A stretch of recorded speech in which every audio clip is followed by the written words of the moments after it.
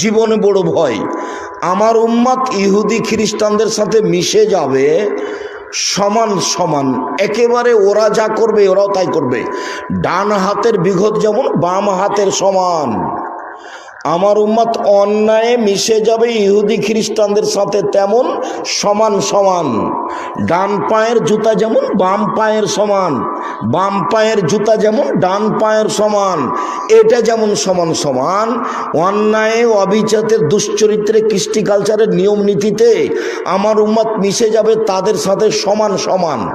এই কথা বলতে বলতে বলতে শেষ পর্যন্ত এভাবে বলছেন, ইহুদি খ্রিস্টান যদি মায়ের সাথে জেনা করে থাকে তো আমার উম্মত মায়ের সাথে জেনা করবে।